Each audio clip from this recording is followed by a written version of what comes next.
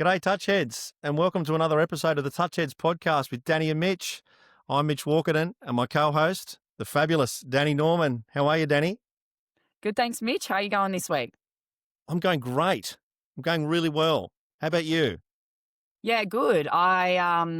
Pit and peak of the week for me would be that Pete's been on school holidays, so I've had to go to work this week and watch him lapping it up, surfing and having a fun time while Co was at daycare on school holidays.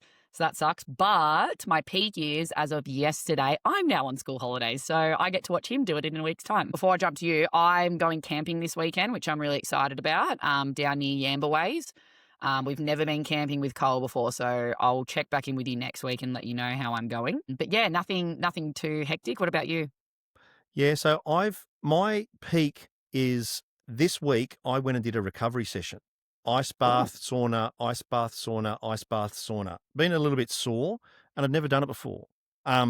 Felt amazing afterwards. Yeah, I bet you did. It's it really, really nice, really good. Muscles felt good. I know you do a bit of the Pilates, and you do a lot of recovery in your rep teams. Have you done the ice bath, sauna stuff much?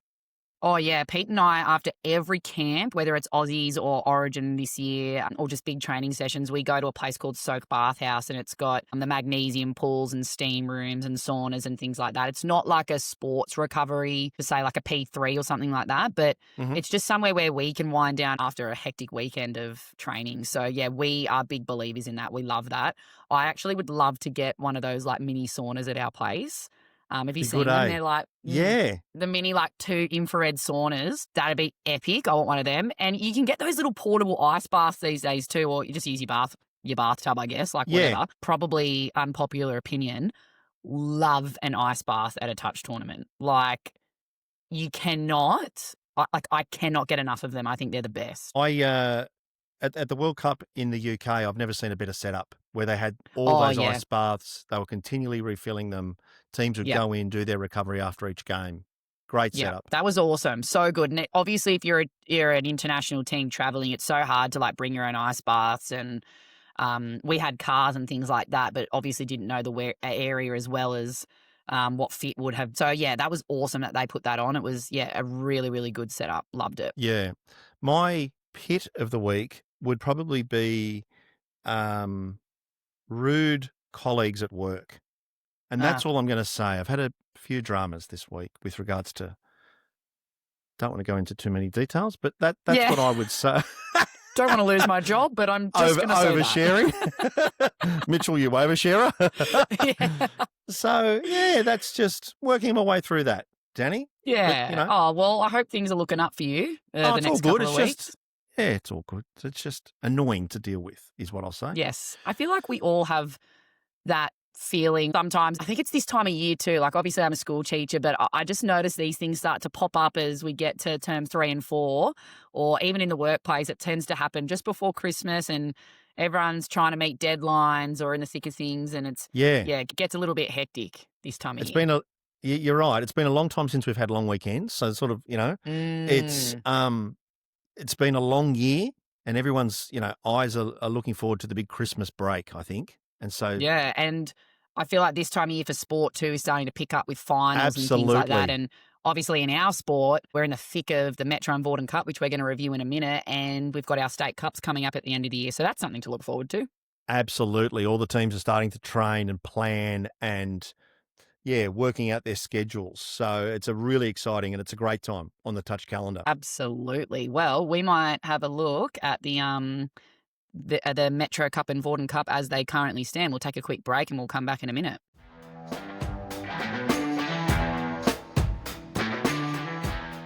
Now, Danni, we're going to have a look at the standings for Vawdon Cup. Can you share with the listeners and the viewers where things sort of stand with the girls first for Vawdon Cup? Yeah, so after 3 rounds of games, we've got East sitting on top, which we both sort of predicted when we did our little predictions at the start. Sitting second at the moment are Canterbury Bulldogs. Again, not surprised by that. Number 3, Manly. And I've seen a few photos of the Manly girls team, a completely different team to what they have been in the past. So that's awesome for them to be sitting in that top 4. And number 4, Walls Ends. Just to quickly note, Wallsend have only played 2 rounds. Okay. The rest have all played 3, so they've had a bye. But that is exactly what our top 4 predictions were. And I know we're only 3 rounds in, but yeah, no surprises in the Women's Premier League. No, it's not great to be boring, but it's also nice to be correct, I guess, Danny. Correct. Yeah, it's nice to be right at everything. Yeah. So, we'll see how things sort of shake out. It is still only early days, but we did sort of think that those, sort of 4 teams would be the main ones that will sort of challenge. I actually bumped into the Manly girls on a bus, I think it was last week, and new coaching staff. On the way to Vawdon? Yes. Oh, a bus to Vawdon. I love that. Yes. Manly Rentals, big bus. Nath Smith, shout out to Smithy, and Graham Knights, loosest unit ever. GK's come on board. He There is you the go. loosest cannon. Yeah. Keep GK, your if you pants are on. listening. Yeah. That, I have this weird joke with him where I always tell him I love him. So GK, if you're listening, I love you. But he's an absolute loose unit, and I would love to get him on the potty to chat one day. He's that would great have to value. be R-rated. X-rated. Yeah. Absolutely. But that might have to, no video, audio only. Or even that, I'll just be bleeping it out every 2 seconds in the edit. No, beep, that's right. Beep, censored. Yeah, that's right. So Graham used to coach the men's Premier League, and now he's jumped over to the women's, and I'm really excited to see what he can do with the Manly women's team and program. And it's a new era. It seems to be like a bit of a new era. Yeah. A lot of the older girls not playing, and for Vawdon Cup anyway. But yeah, I'm interested to see what nights he can bring to the table in the women's space. Yeah, it'll be great. And if we flip over to the men's, what's the top 4 looking for Vawdon for the men's, Danny? So my top 4 for the men's, we've got sitting number 1, proving us wrong, Mitch, 3 from 3, the Manly Seagulls. Oh, there you go. They are number 1.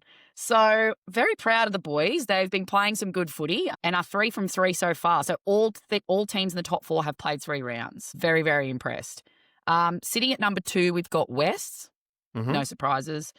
3, we've got Bankstown. No surprises. And 4, we've got Penrith. Okay, there you go. Yes. So I'm not sure he's playing for Penrith, but I did say that in my review that if it was similar people that have played in the past or some of those older heads being around, then I would definitely back them to be top 4. But again, only early days. But Manly, West, Bankstown, Penrith, great start to the season. Yeah, absolutely. I saw a little bit of the Manly Renegades game. So Kieran Toner, who everyone knows, New South Wales Australian player from Hornsby, he's popped up at Manly because Hornsby do not have a team. So he's been a massive pickup. He was enormous in that game that I saw between the Renegades. He was basically the difference. Yeah, that's what Manly have been lacking, that older head. They've been lacking. Yeah, absolutely. And they've got such young, fresh talent, and they just need a couple of old heads to help steer them around the park, and Kiz will be great for them in that aspect. He's won and played so many with Hornsby, so he'll be a huge asset to Manly, for sure. Yeah, he will be. Bit surprising not to see Central Coast in there. Well, Luke Kane only started playing last night. Josh not playing. Chris Lennon didn't play, has played, I think, 10 seconds of the 3 games due to his hammy injury. So they have blooded some younger guys. They really need Chris to play. If they don't, they won't make the top 6. Yeah. Yeah. Well, bugger. Well, hopefully Chris is all good and he can get back onto the field soon. Yeah, absolutely. Absolutely. Yeah. We're actually going to be having a chat later with Chris on the podcast, so it'll be interesting to pick his brain and see what his thoughts are and, just have a good old chat with him. That's a nice little tease there, Danny. All right, let's flip to the enemy state, my current home, but the enemy territory. We're going to go to the Metro Cup now in Queensland. So the Women's Premier League standings currently at the back end of the season, I think they've got maybe 2 more rounds, a round or 2 before finals. Sitting number 1 at full strength, got their whole team back, UQ Rebels, or majority of their team back rather.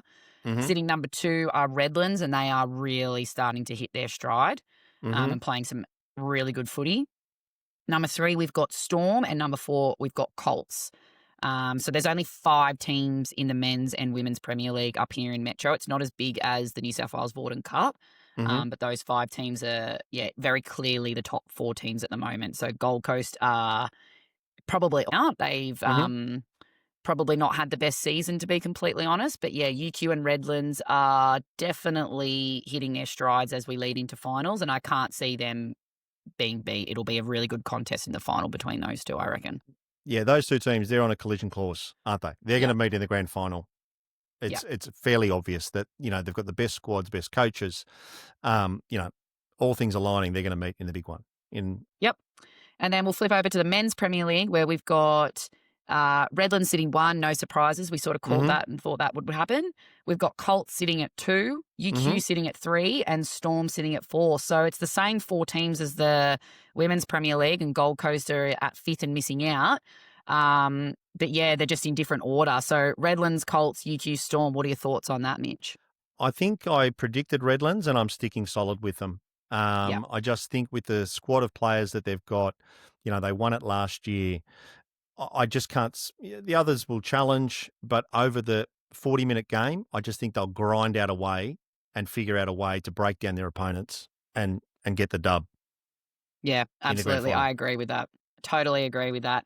Well, that's the wrap up on the Metro and Vawdon Cup. If there's any listeners out there from any other state or territories where there is, and again, we probably should be looking into this, but I've just been a little bit busy.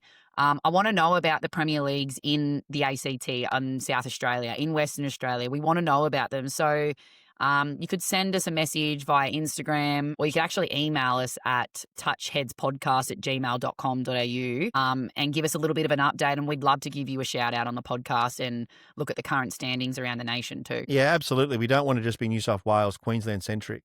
We want to make sure we appeal to everyone. So, hit us up in the DMs. Yeah, slide into our DMs. All right, speaking of sliding into DMs, we're going to slide into a chat with the one and only Chris Lennon. We are so grateful that he has agreed to come on the podcast. Mitch, obviously, he's a Central Coast boy, so you know him a little bit better than me, but how excited are you to have Chris on today? Oh, look, it's fabulous. He's such a good guy. I think he's the best player in the game at the moment. Can't wait to have a chat and pick his brain. Yeah, absolutely. All right, we'll jump in with Chris soon.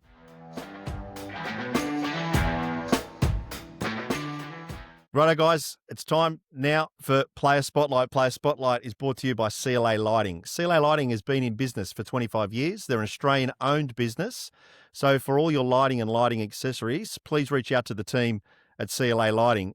And viewers, I'm really pleased to announce this week we've got Chris Lennon as the Player Spotlight. Welcome, Chris. Thanks, guys. Happy to be here. Should be good. Stoked to have you here, Chris. If you don't mind, I want to take our listeners through your rap sheet for the last 2 years. So don't get too big of a head while I read this. Oh, it's very impressive. 2023 State Cup champion, 2024 NTL champion, 2024 Australian Mixed Open debut and World Cup champion, 2025 Australian Men's Open debut, Trans-Tasman champion and Player of the Series, 2025 NTL champion, which is back-to-back, and that is super hard to do, and 2025 State of Origin champion and Player of the Series. That is one hell of a 2 years. How does it feel to kind of have that rap sheet behind you, I guess, and what drives you to achieve that level of success? To be honest, I don't really think about it too much. I think I've been very lucky to play in some of the sides I've played in. Coming from Central Coast, like playing along with people like Luke Kane, Josh Moffat, Cole Demine, and being a young fella coming through, they've really took me under their wing, showed me a lot about the sport, and I've just been a sponge really and just learn off them. And then that's led into Hornets, learning off Dill Thompson, Jack Edwards, Dan Langbridge, and then it's just a flowing effect coming into New South Wales side, playing along the sides of like Zach Bazunas, and then Aussies with Pete, Dill. It's just it's just been it's been a good experience, and I'm already grateful for the that run I've already had, because I've made so many good mates, and just grateful that I get to play with so many good people.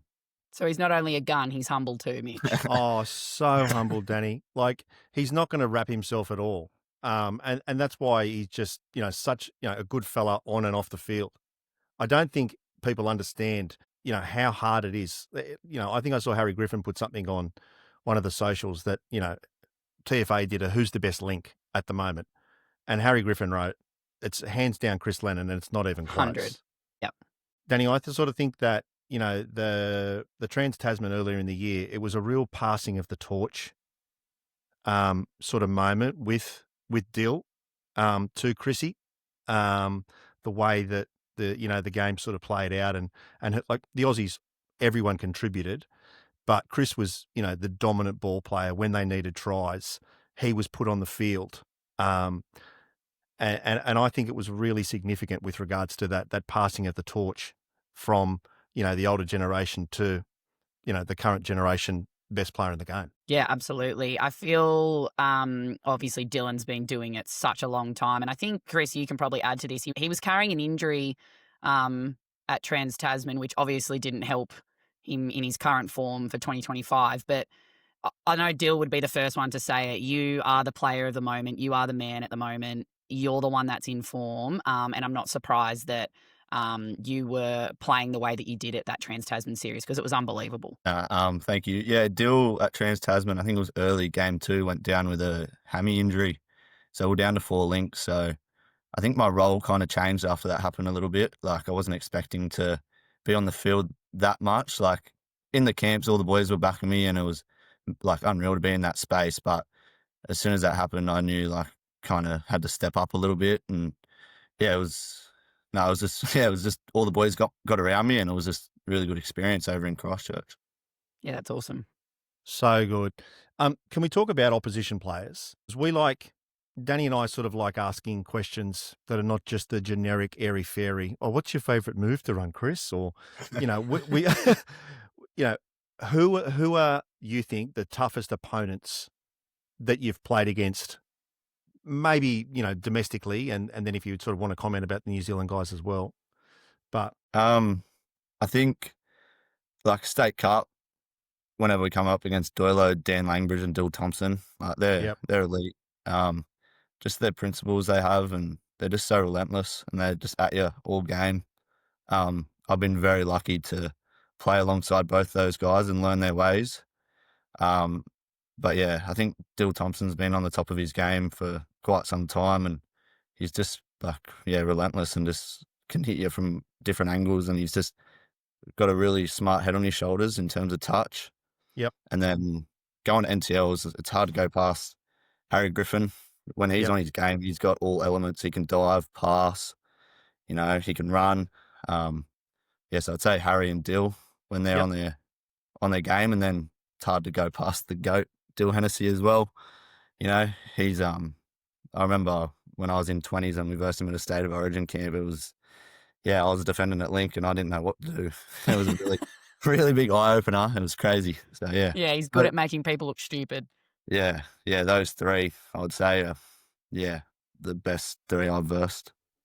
Yeah, no, for sure. What are the biggest things that you've learnt since being in the Australian sort of setup, if I can sort of ask that question? I think, like, as a young fella, like, you always want to try and, like, come off with a big play.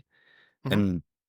But when you get into these spaces, like, it's all about the grind in the middle and just doing those 1%ers right. And like, I think that's really changed the way I've thought about the game in terms of, it's not about the big play or like the highlight reel or whatever. It's more like the game's won or lost in the middle. And if you work hard and defend well, like, who cares if you win 1-0? So I think that was really, really big, like, coming into that Aussie side. Like, we had a game plan, and like, we knew we'd run over the top of New Zealand if we stuck to our structures. And I think that's been a big learning curve for me as a young fella. Well, it's such a good message. No, it's all right. It's such a good message to send to the younger generation that are hopefully listening out there, that it's not always about the fancy, glamorous long balls or the people that have the mad left to right step, whatever it is. Those 1%ers and those nitty gritty things that are not as glamorous and people don't really want to put their hand up to do, that's the difference at the top level. And you're right, the game is won in the middle of the field. So I know it all too well. And obviously at men's, it's just another level of speed and physicality. So I'm really happy that you touched on that, because I think that's such an important message to send through to our younger viewers. Yeah. All right. Well, let's talk about some of your personal life, Leno, and the real reason that we've got you on here today. Your girlfriend, one of my old teammates, Yeah. Kenzie. Yeah. She is an absolute freak. She was a freak at touch footy, and now she's on the circuit for the rugby sevens in the Australian team. And I guess my question is, you guys would have been playing in a lot of touch tournaments together over the years and your junior ranks coming up. And now that she's traveling around the world and playing in the Aussie Sevens, how do you guys make that work for you on such demanding schedules? Yeah, it's obviously tough. Like, we're not going to sugarcoat that. Like, I live on the Central Coast and she's down in Kellyville, so it's about an hour and a half drive. But I don't know, a lot of FaceTimes, a lot of calls, just talking every day. And then like she's around most weekends, so like I'll either go down or she'll come up. So we see each other like at least once a week, and I just get like, it makes that time a little bit more special. It's just good to have someone who, like, we understand each other when it comes to sport, and we just respect that. And like, I'm so proud of everything she's doing, because the way she trains, like, it's pretty full on and something I probably couldn't do. She's training 4 days a week, so it's full on, and just so proud of everything she's doing at the moment. So it's good. Yeah, she's awesome. She's such a great girl, Kens. And again, as humble as they come, such a beautiful soul and an absolute freak on the footy field. So I'm so glad to see her having so much success in the sevens. It's awesome. Yeah, it's been good. She's actually here right now at my house.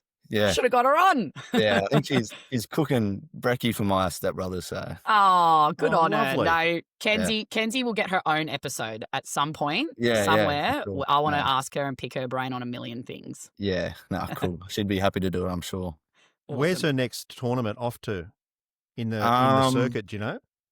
I think so. They're on like a break at the moment. The first one off the top of my head's Dubai in December. It's normally same weekend as State Cup.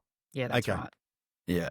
And then they go, it's a back-to-back tournament. They go to South Africa after that. Right. Okay. Nice. So she gets to see a bit of the world. Yeah. Yeah, beautiful. It's good. Yeah.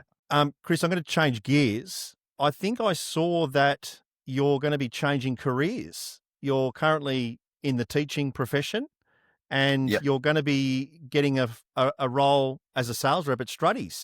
Yeah. How did that come about? I started 3 weeks ago, so I'm already there. Oh, fantastic. Wow, fresh, yeah. So it's been a full-on 3 weeks. I'm loving it. It kind of came about after State of Origin. Was kind of talking a deal about an ambassador role with Struddies, and then I was talking to Michael Rasmussen, and it just popped up. He said, "You wouldn't be interested in this?" And I just thought, oh, why not? Give it a go. Sounded pretty cool. Get to be around sport all the time, and get to see some pretty cool designs of jerseys. And I'm pretty keen to try and help out where I can with a sport that's given me so much since I was 6 years old. And I don't know, just something just popped up out of nowhere, and I just thought I'd go with two hands, and gave me a bit more of a chance to head down to Sydney and spend time with Kens, and so see what happens. It's been good so far, and I'm enjoying it. Fantastic. Getting around, understanding who the clubs are, not just in touch, in other sports, I imagine that, who they use as their suppliers. Yeah, for sure. There's Struddies is actually growing massively, and I'm predominantly in touch football with them, but I've been around a bit of rugby league in the first 3 weeks, and to see the way they go about their work, they're a really good company. They want the best for all their customers. So it's really cool so far this 3 weeks that I've been with them. This is like turned into a paid advertorial, Danny. Yeah, I know. Yeah. We'll send through the invoice. Yeah. We'll send it to Michael. Yeah. How's my sales skills? Yeah, Mate, well, very I was about to say you're good. nailing the role. Very good. Exactly what you want to be doing, mate. Now, do I see you've got an English jersey shirt on there? Yeah, I do, So- People might not know, but you're apart from being a gun touch player and a gun good bloke, you're also a gun soccer player or a football player. I'll try. You won't say that you are, but come on, you are, right? I'm just playing local Premier League on the coast at the moment. So first grade. My first year position back do you into play? I play up front, so I play striker. Of course you do. Yeah. Leading goal I was going scorer? to say, of course, yeah. No, I came second in the. Oh, here we Not good go. enough. Not Silver. really. Do you know what that is? It's a colour that we're really familiar with, or I am. Danny's not. Oh, that's so good. How do you juggle work, touch, and soccer, Chris? Yeah, well, like with this new job, it was a bit, it was like back into soccer season, so I haven't had to worry about it too much. But when I was at the school, I worked right near the field that we'd like train at, so I just go straight from work, or I'd have mates around the area. Like it's a half an hour drive from my house, so it wasn't too bad. But yeah, like to be honest, the body feels it a bit, even though I'm only 21. I've had a few injuries, and I'm actually injured at the moment, which isn't fun. But Oh no. yeah, no, it's been tough. I actually probably need to start doing a bit more strength work and prevention work because yeah, it's full on and don't really get a break. But I enjoy it. I love it. So it's all worth it in the end. But yeah, just I train 2 days a week for soccer, and then touch season might be 1 day a week. So yeah, it's been good. Well, we're going to load management with you, Chris. Yeah. And so will, the relevant bodies at TFA and New South Wales Touch, making sure that we're, keeping a track on you. Got to monitor you and, wrap you in cotton wool. Yeah. All right, Mitch, have you got a game for us? We love our games, Chris. Now, the game, because you're a soccer star, the game is, does he play in the EPL, or is it a dish or a meal you can eat?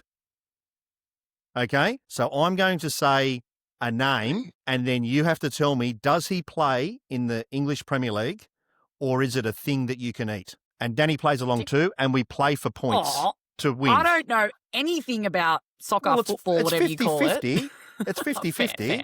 Do you watch the English Premier League, Chris? Me? No, of course you're not. Of course you're not asking Not me. asking you. Who cares? Sorry, Chris. So you're familiar with it? Yeah, I'm familiar with it. Yeah, my family are all Liverpool fans, but I go for Man United, so bit of a rivalry. Mum's partner and his boys are mad soccer fans, so yeah, we all stay up late hours on a weekend and watch it, so it's good fun. The only football soccer I know about is Wrexham because I love that Netflix series. Yeah, actually, we played Wales at the World Cup last year, and there was a girl from Wrexham. And I was so excited, like I was like fangirling over her, and she actually ended up finding me at the end of the tournament and giving me a Wrexham jersey, and I've got the Wrexham jersey. That's mad. That's so cool. It's sick. Yeah, it's really, really cool. All right, Mitch, let's go. Rightio. I'll give it a crack. The first one is, and I'll spell it for you, Doku, Doku. Chris, does he play in the EPL, or is it something you can eat? He plays in the EPL.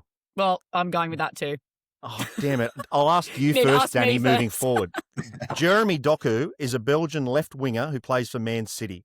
He's known for his speed and is considered one of the best dribblers in the world. I'm a great dribbler. There was a €65 million transfer fee paid for him in 2023. So 1-1.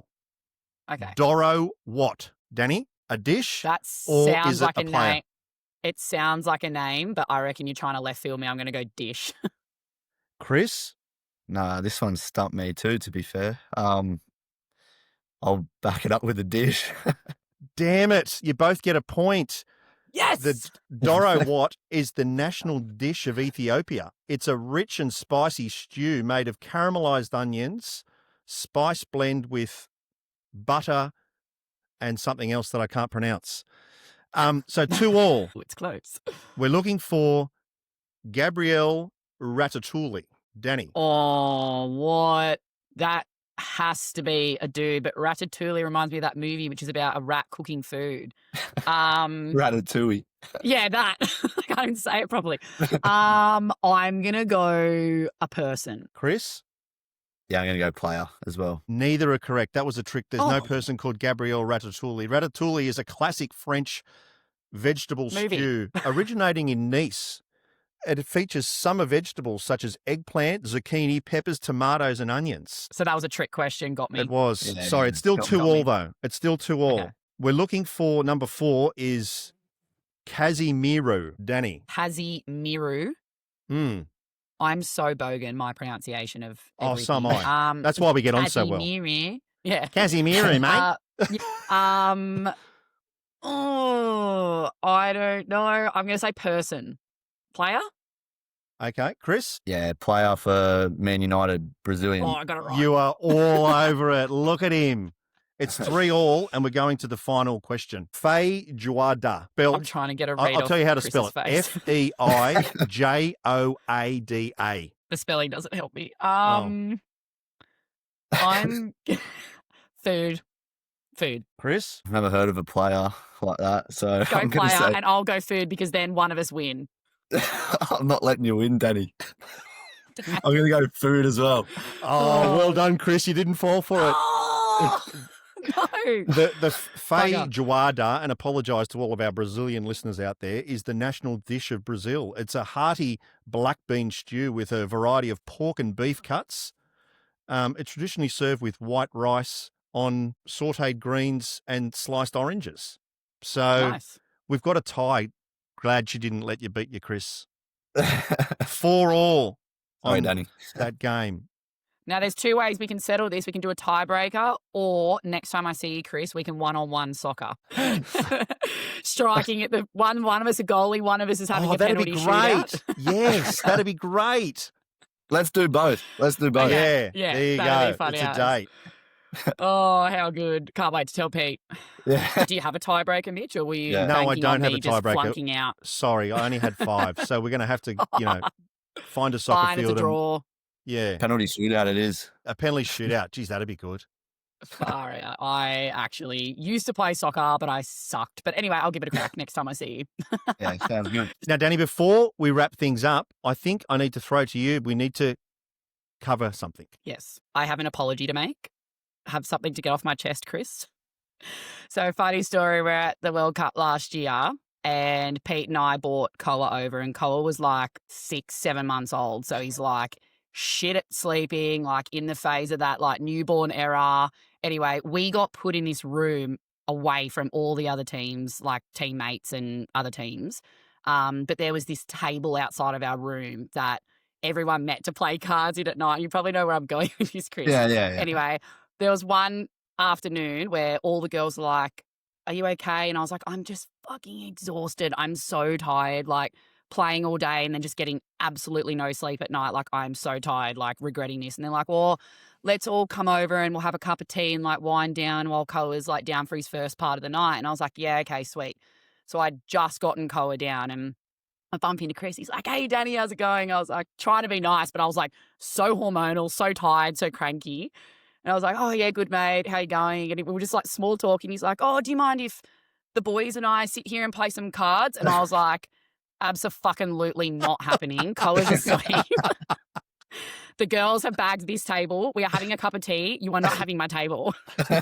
You can go upstairs and play." And I was like, after I said it, and I was sitting there just going, "I'm a fucking psycho. That was so mean." And he was so, like, you were so innocent and nice about it. And I was just like, no fucking way that's happening.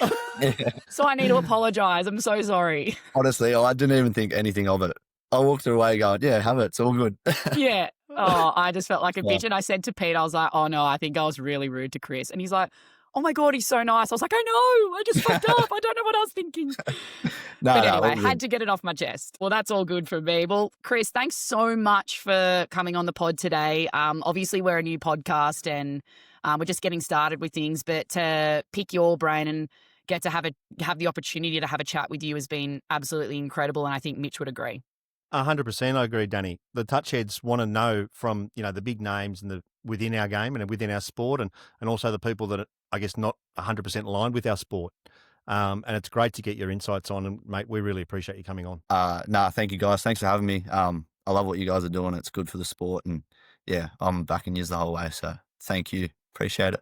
Thanks, mate. Yeah. See you guys.